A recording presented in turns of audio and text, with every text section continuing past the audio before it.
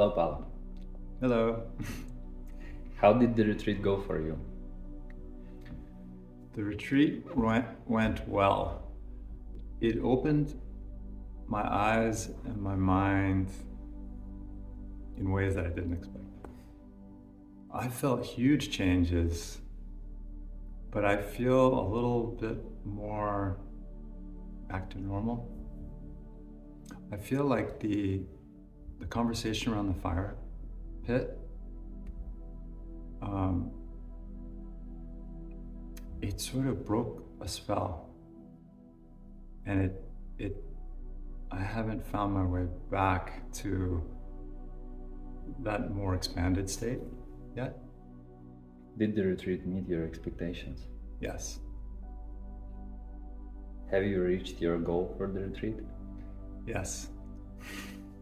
Amazingly. I'll be honest, I had a little fear about even setting a high goal, as I think I mentioned in the first video. But I also said I'd bring 100%, I would give 100%. And it was so nice to just feel the space open around me in a way that was unexpected. It was mostly tracking mind patterns that were so unconscious that I was just behaving compulsively. One of them, for example, was how much I didn't know I was rehearsing life.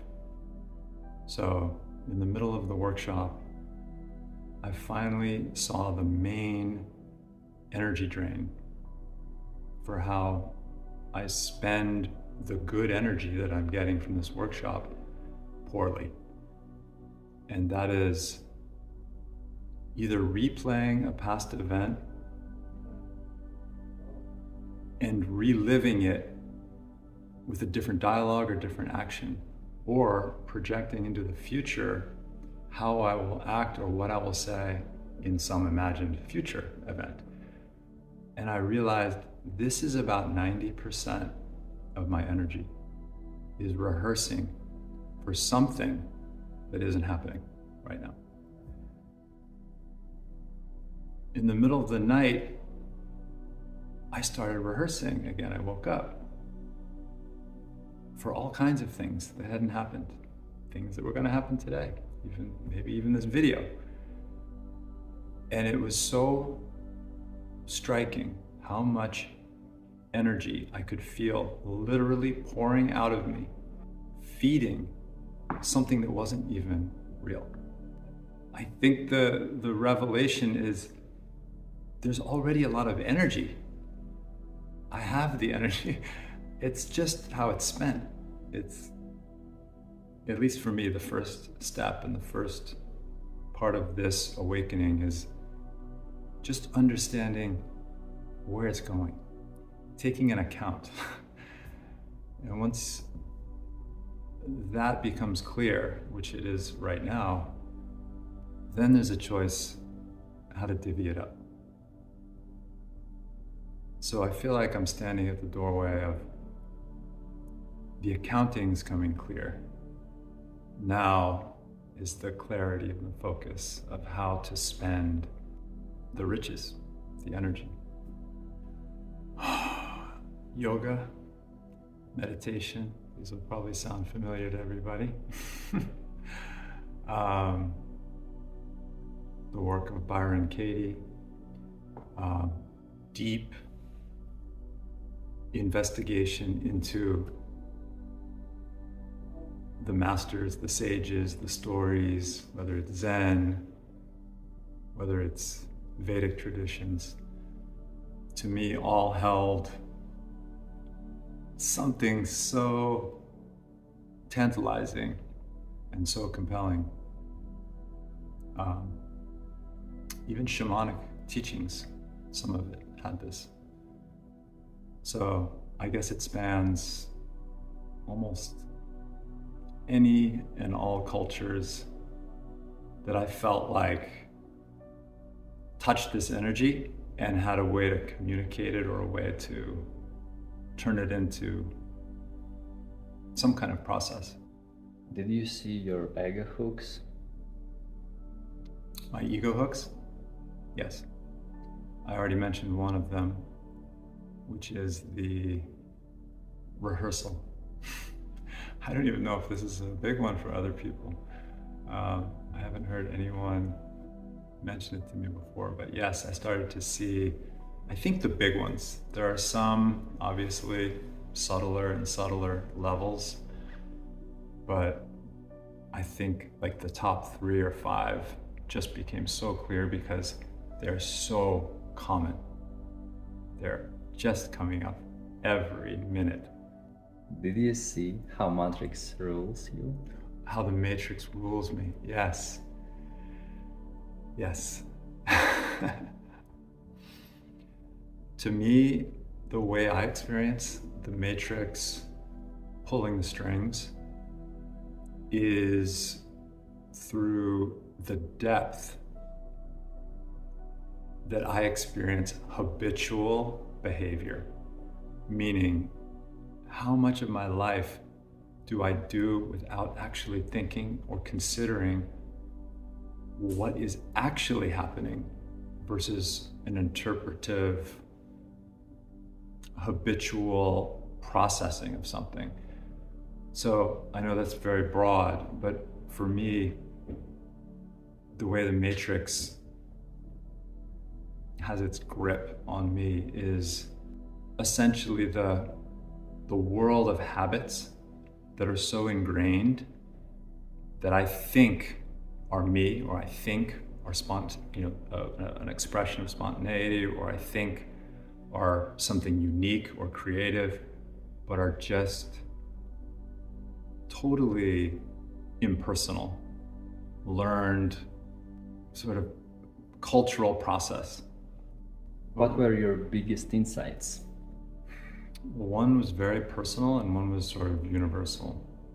The personal one had to do with attempting to make that connection with life, with God, and realizing that it felt so distant, felt so unreachable. There was almost no emotion. I felt cold.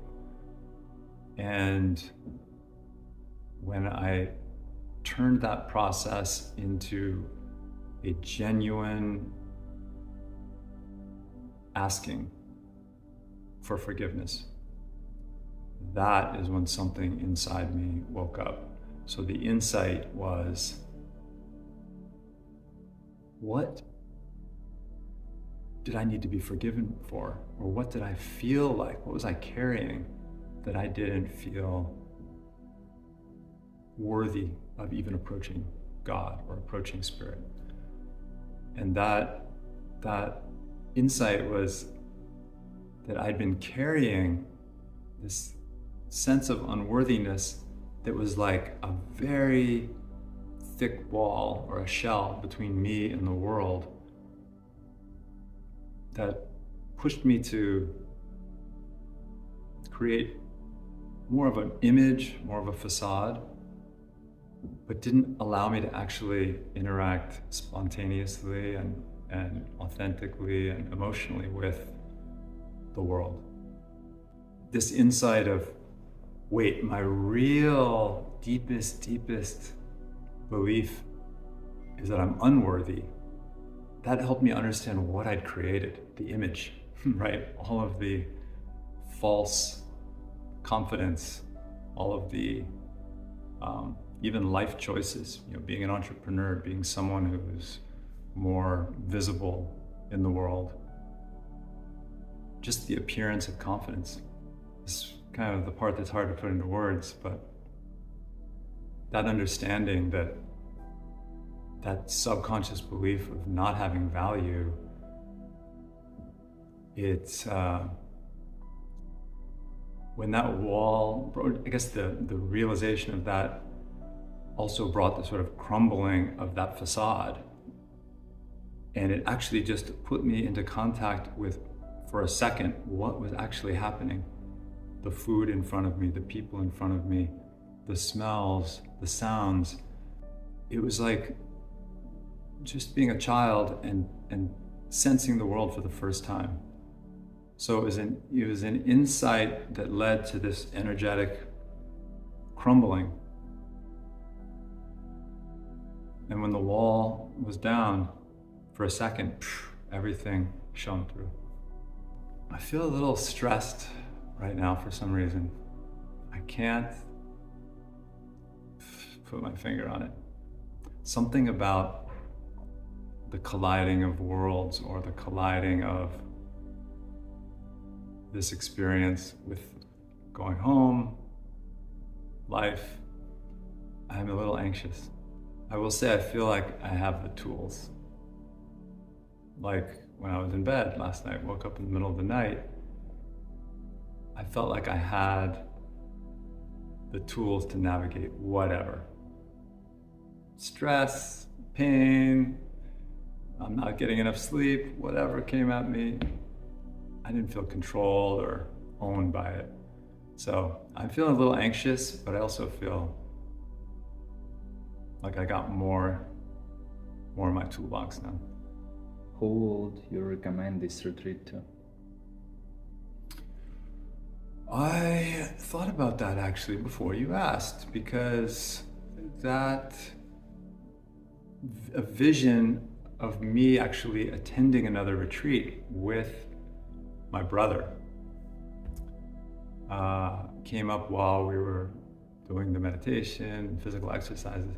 I just kept seeing it.